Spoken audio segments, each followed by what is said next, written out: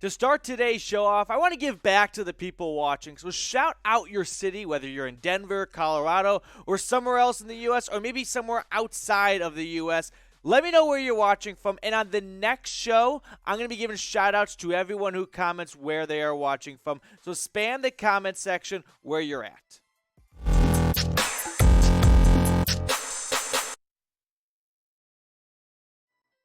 Welcome into the Broncos Breakdown by Chat Sports. I'm your host, Matthew Peterson. We got some fun stories to talk about as we kind of get ready for the weekend and look at some of the latest things going out there around the Broncos. So, coming up on today's show, Magic Johnson. Could he be the owner? I was asked not to make any jokes because it didn't go over well last time with my boss, so I refrained. And also, Peyton Manning. He commented on Russell Wilson and why he thinks Russ may have a big step up or advantage over Manning when he came to Denver. And finally, are we going to get the Jerry Jeudy breakout season in year 3? That's to come up on today's show. But first up, Magic. He is trying to partnering with Josh Harris to try and buy the Broncos. So Josh Harris, who's putting a bid together, you may know him as the co-owner/owner of the 76ers and the New Jersey Devils. Johnson, by the way, he actually has some experience in owning a franchise. So he's a small-time minority owner with the LA Dodgers and the WNBA Sparks. So Broncos have a $4 billion, that's right, B with a $1 billion price tag. Johnson doesn't have $4 billion in cash laying around. So he would be partnering up, like I said, with Josh Harris. I thought this tweet from Mike Kliss did a good job of summarizing what Johnson's role would be in this ownership bid. So Irvin Johnson, way to first name the guy, put in $50 million of his $2.15 billion purchase, or 2.3% that bought the Dodgers back in 2012. If you put $50 million again, it would be about 1% of a possible $5 billion. So Kliss adding on an extra billion. I thought it was going to go from about 4 to 4.1, but that's fine. Money aside, Magic's presence in Harris's group would be viewed as significant. And I think that's the last part's the most important part, because what have the Dodgers done since Magic Johnson came in there? Well, they ended their drought and won a World Series. We don't need to remind anyone of that. Doesn't even count. But anywho, if I'm thinking about what I want for an owner, I've got 3 must-haves. They have to keep the team in Denver. I don't even want to entertain the idea of moving the team. This isn't a discussion, but I don't want to have it to be a discussion. Spend lots of money in free agency. Spend lots of money in refurbishments, upping the practice facility, upping the stadium, all that good stuff. Don't be like the Bengals, who have to practice outside and walk across a highway to get to their practice facility. Don't let it get to that level of low. And free corn dogs after every win. Full-on Jackie Moon style. Everyone gets a corn dog when they leave Mile High after every single victory. Corn dogs, Jackie. Corn dogs for all these people. No vacitis in this team. It's going to happen. Well, actually, there will be a vacitis. So, and then the final interesting segment or point of a potential new owner, I've seen this tossed around. I think this one holds a little bit more water than some of the other outlandish ideas. Could there be new uniforms? You know, would this be something a new owner comes in and says, I want to get my hands on this early?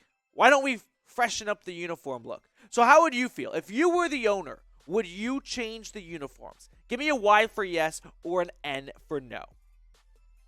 I just want to remind everyone of what the ownership bid process is looking like right now. We had an update about a month ago, and now Magic is partnering up with Josh Harris, but some other candidates in the bidding pool: Rob Walton, the heir to Walmart; Todd Boehly, the LA Dodgers investor, and he's got some other money elsewhere because, I don't know, they're billionaires here. And then there's 2 mysterious ownership bids that they did not want to reveal who they were. So we'll just have to wait and see if they end up actually amounting to being the owner of the Denver Broncos. Next up on today's show, Peyton Manning is high on Russell Wilson. Not that kind of high, but he's pretty confident in that Russell Wilson in his first year could outdo what Manning did back in 2012. Let's go to the horse's mouth. Peyton Manning, who was in Colorado not long ago, and chiming in, talking about what what Russell Wilson could do in year 1. So we're going to look at Peyton Manning's quotes and see what he said in just a moment. But if you love the Broncos and you hate the Chiefs, Subscribe because you are in good company here. That's what I love about Broncos Country. It's not just limited to one state or one city, it goes from coast to coast. And here on the Broncos YouTube channel, here at the Broncos Breakdown, we keep you guys covered, so make sure you are subscribed. If you love the Broncos and you hate the Chiefs, hit that big red button. Now, let's talk about Peyton Manning, because he was talking about Russell Wilson, and he had some pretty interesting things to say. Peyton said this on Russ. I think he's off to a fast start in talking to him. I do think it's an advantage for Russell to be coming in with a new coaching staff because everybody's learning, and Russell is going to know this offense better than anybody. So he's going to be in teaching mode as well.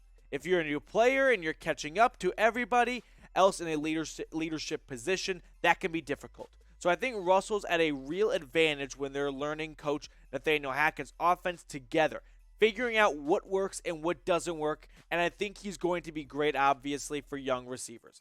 Like all Broncos fans, I'm excited to see him get to work this fall. That's a very important point that Peyton Manning makes.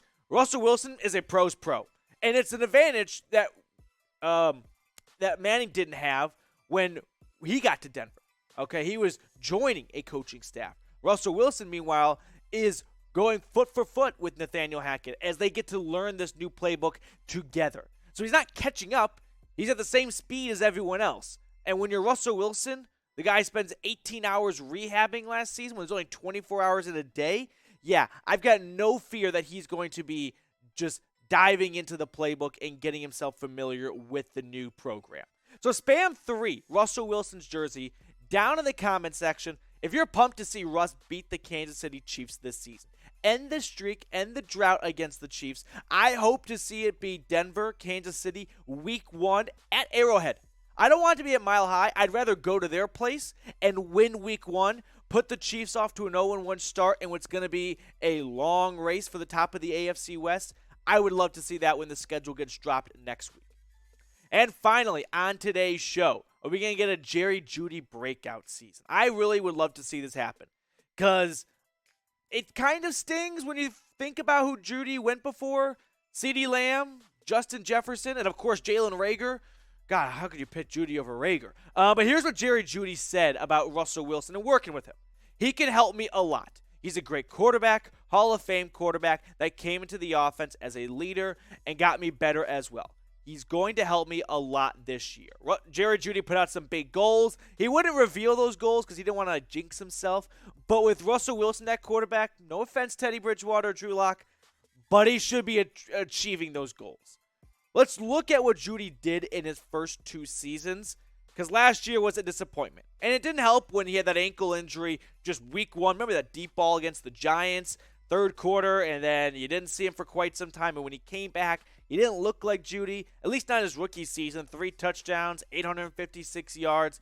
So if you think Judy's going to have a breakout season, let's get some 10s going in the chat. Let's put Jeudy's number down below because you better believe in the offseason right now, he's doing a little name searching. He wants to see what people are saying about him. So let's let him feel the love here and put his jersey number down below if you think he's going to have that breakout season.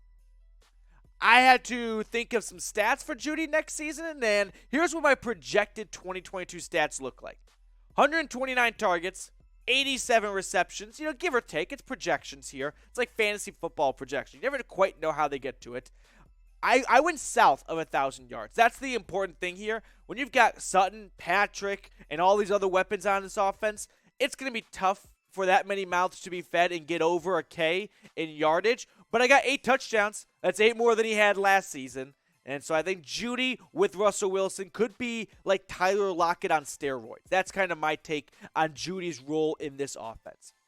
Guys, make sure you subscribe to the channel. That way when breaking news happens, say like Russell Wilson gets traded after we always heard that the Seahawks would never do that trade, or it's something else, you stay in the know. So hit that big red button, subscribe, and I'll see you guys later with more Broncos news and rumors.